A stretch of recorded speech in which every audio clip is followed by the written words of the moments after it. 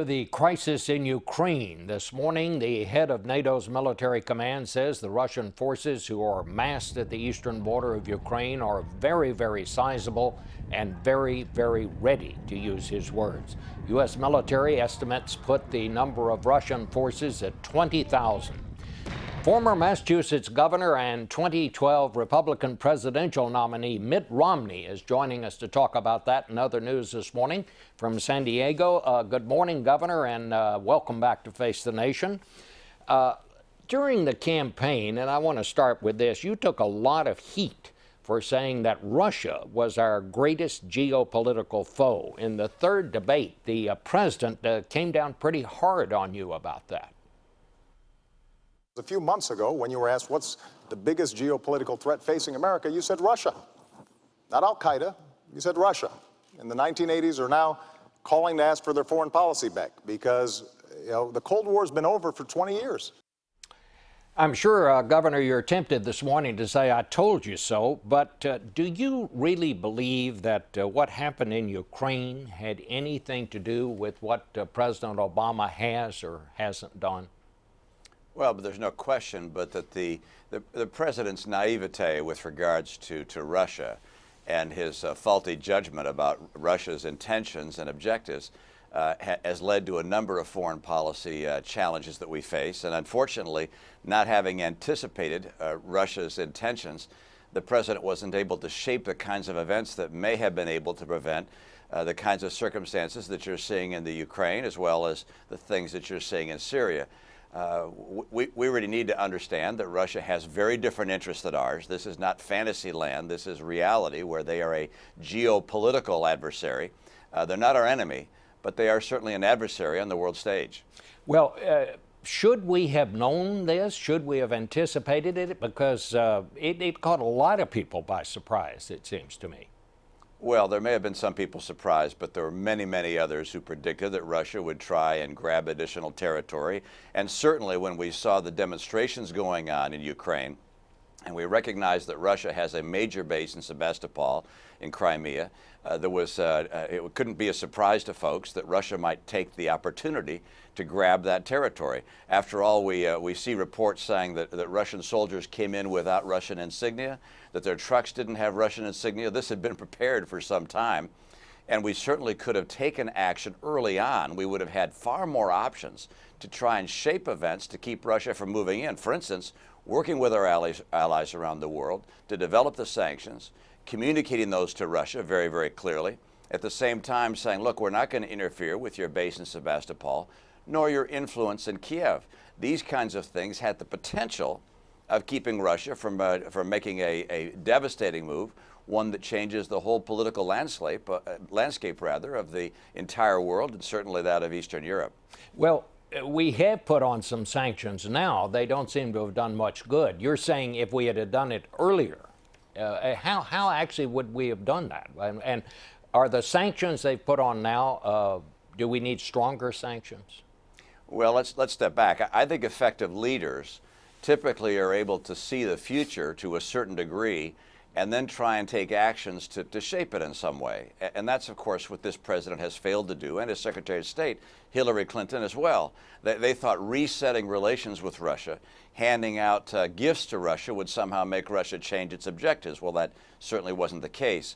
Had we, from the very beginning of the demonstrations in in Ukraine, had we worked with our allies and said, look, let's talk about the kinds of severe sanctions we would put in place if Russia were to decide to move, and had we then communicated that to Russia beforehand, not put in place the sanctions, but communicate, look, Russia, stand down here. Don't you think about grabbing territory, or these are the things that will have to happen. These are the actions we will take. And by the way, Russia, we're not going to interfere with your base in Sebastopol, and so forth. Had we communicated those things, there's always the potential that we could have kept them from invading a country and annexing it into their own. So what would be your advice to the president now? What should we be doing now, and what do we do next? For example, what are we going to do if Putin decides to move those troops that he's got poised on the border into other parts of Ukraine? Well, given the fact that there's a real potential that Russia might be thinking in that direction, we need to communicate with our allies. What actions would we take Tell Russia before they've acted, say, look, Russia, if you do these things, these are some of the things that are going to happen. And of course, you keep other options on the table as well. Right now, you do the kinds of things that are only available to you after something bad has happened, which options are typically far less effective, but you do put in place the sanctions. You do strengthen our relationship with our friends, particularly in Eastern Europe. You welcome those that seek entry into NATO to join NATO.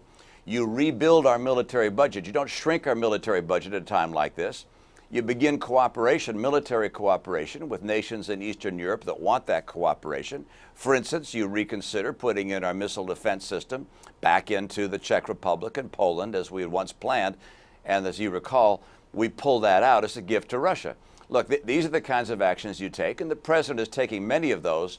I'm saying what he should have done from the very beginning was have the judgment to understand that Russia was not our friend, that Russia was had very different ambitions and interests than we did, and that you have to stand strong. And by the way, the president's actions in Syria, I believe, are one of the things that led to the kind of aggressiveness you're seeing from Russia today. Have we re-entered the Cold War? No, we haven't entered that level of if you will, cold conflict. But we certainly recognize that Russia has very different interests than ours, that Russia is going to push against us in every possible way. They've been doing it. Look, they blocked for many years the toughest sanctions against Iran. They stand with Assad in Syria. They stand with Kim Jong-un in North Korea. They link with some of the world's worst actors. They send a battleship into the Caribbean, into Cuba. They harbor Edward Snowden. All these things are designed to say, hey, look, we're pushing against the United States. They are our geopolitical adversary. They're not our enemy, but they're an adversary on the playing field of the world. And this is a playing field where we're going to determine whether the world is going to see freedom and economic opportunity, or whether the world is going to see authoritarianism. And Russia and Putin wants to be an authoritarian, and that's not something that the world needs or wants. How would you judge America's place in the world right now? Well, you look and see what's happening in the world and ask yourself, after 5 years of the Obama administration and Secretary Clinton, her administration, and now a new Secretary of State, who, by the way, I hope does well. But you look over the past 5 years and say, what's happened? Good things have not been bursting out all over. The Middle East is in turmoil. Iraq is fragile and may fall back into a devastating setting. We're not making the kind of progress in Afghanistan that had been promised. And our esteem around the world has fallen. I can't think of a major country. It's hard to think of a single country that has greater respect and admiration for America today than it did 5 years ago when Barack Obama became president. And that's a very sad, unfortunate state of affairs.